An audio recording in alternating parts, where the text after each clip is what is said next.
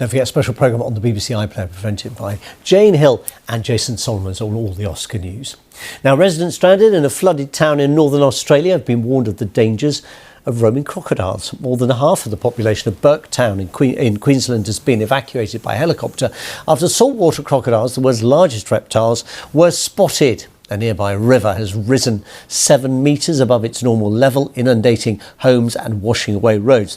The floodwaters are slowly receding, but officials say hazards of the animal variety remain. That's it. Thanks for your company. More news throughout the day.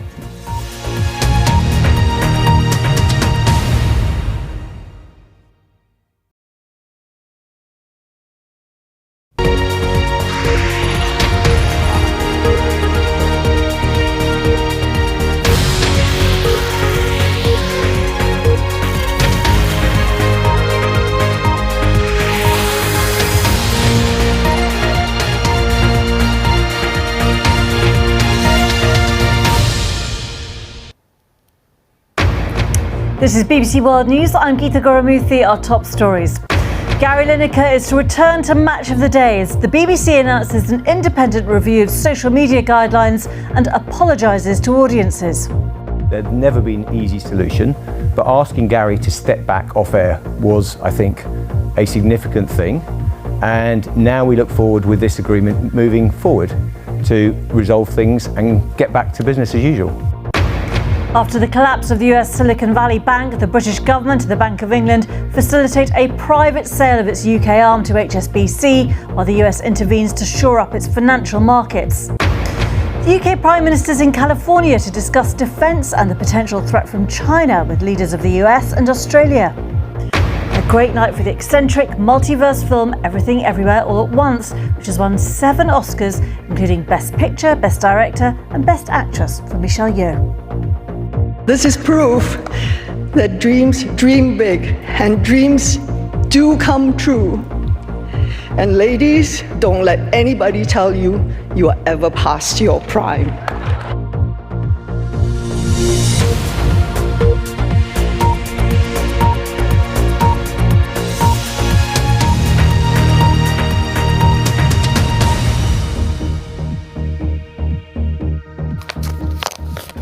Hello and welcome. We're going to take you straight to Washington because President Biden is giving a press conference, we understand, in Washington about the collapse of the Silicon Valley Bank. Let's listen in. They've done that. On Friday, the government regulator in charge, the FDIC, took control of Silicon Valley Bank. Government regulator in charge, the FDIC. Thank you, God bless you, and may God protect our troops. See you in California. Mr. President, what do you know right now about why this happened? And can you assure Americans that there won't... President Biden not apparently taking questions there after that statement on the Silicon Valley Bank crisis, going through about 5 points there, saying that people's fees and deposits will be protected. Every American should be confident that they're going to be looking at the management of the bank, that investors won't be protected, and investigating how the bank got into the state so that they reduce the risks of this being repeated.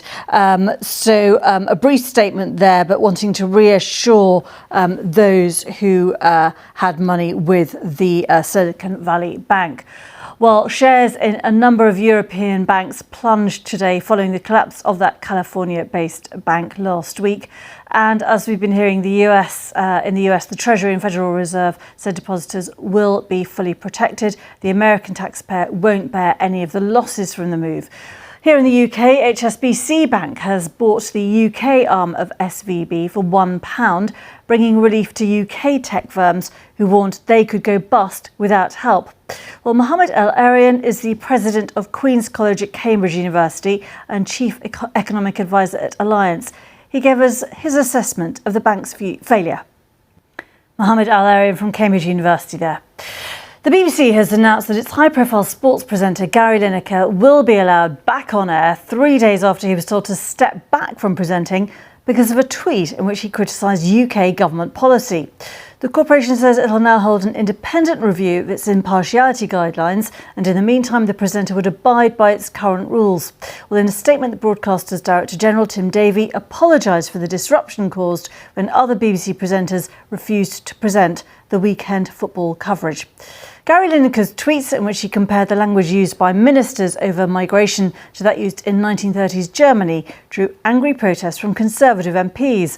But the Director General's decision to take the presenter off air provoked accusations the corporation had bowed to government pressure and pitched the BBC into crisis. Tim Davie has been speaking to our media correspondent, David Silito. Other news now, and the British Prime Minister Rishi Sunak has pledged to increase UK defence spending by nearly £5 billion over the next 2 years to counter emerging threats from hostile states. Well, the funding boost will be confirmed in a new UK foreign and security strategy to be published today. It comes ahead of talks between the Prime Minister and his US and Australian counterparts in California. The trio are set to agree details of a UK-US pact to supply Australia with nuclear-powered submarines. An ongoing increase in potential threat in that region. OK, Mike Plunkett from Jane's, thanks very much indeed for joining us. I'm on Twitter at Geeta Guru-Murthy, and we're back with more of the top stories this hour in a few minutes. Join us then if you can.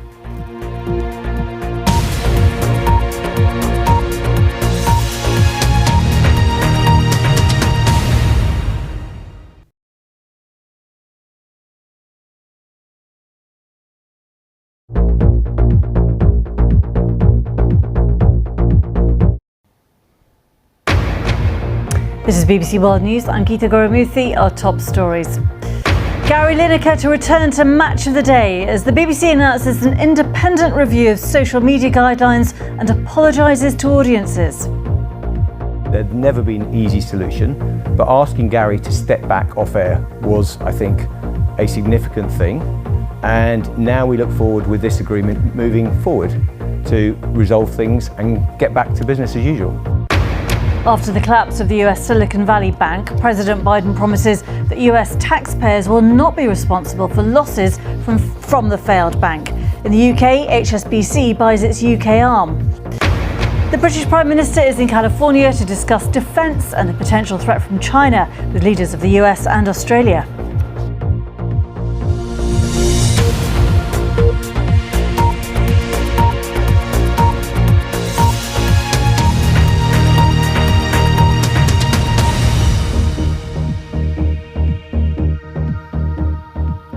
Hello and welcome. The BBC has announced that high-profile sports presenter Gary Lineker will be allowed back on air 3 days after he was told to step down from presenting because of a tweet in which he criticised UK government policy. The corporation says it will now hold an independent review of its impartiality guidelines, and in the meantime the presenter would abide by its current rules. In a statement, the broadcaster's Director General Tim Davie apologised for the disruption caused when other BBC presenters refused to fill in for the weekend football coverage. Helena Wilkinson has the latest. Now, President Biden has said Americans should rest assured that the US banking system remains safe after the failure of the California-based Silicon Valley Bank. It is the biggest US bank collapse for 15 years. In a televised address from the White House, Mr. Biden said his administration had acted to ensure that SVB customers would be able to get all their money. Mr. Biden was speaking as Wall Street was about to begin the week's trading. On Sunday, a New York-based bank Signature was also closed. On the European market, shares in major banks have fallen sharply. So let's have a listen to Mr. Biden. Dr. Lee David, thank you very much indeed. Now, China's President Xi Jinping has emphasised the need to strengthen national security in his first address since being handed a historic third term as president. Xi became China's most powerful leader in generations last week when he was re-elected by the National People's Congress for another 5 years. The NPC was also electing Liu Chong, one of Chinese President Xi's most trusted allies, as the new premier over this weekend. Our China correspondent Stephen McDonnell has been following all the developments at the National People's Congress. Charles Parton there. Do stay with us here on BBC World News. Still to come. Everything, Everywhere, All at Once is the big winner at the Oscars. We have all the latest from behind the scenes.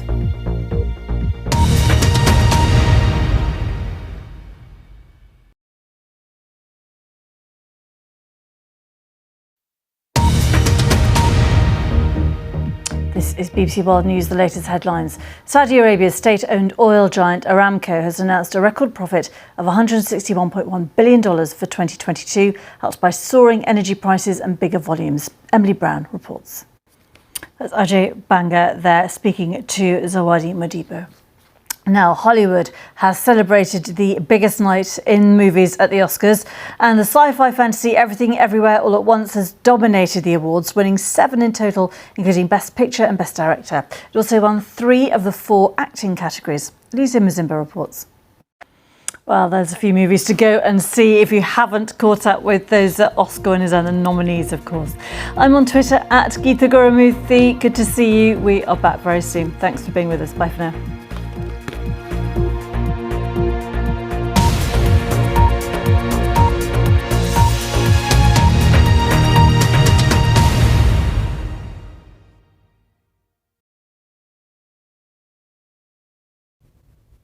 Hello. Severe flooding has been ongoing across parts of California.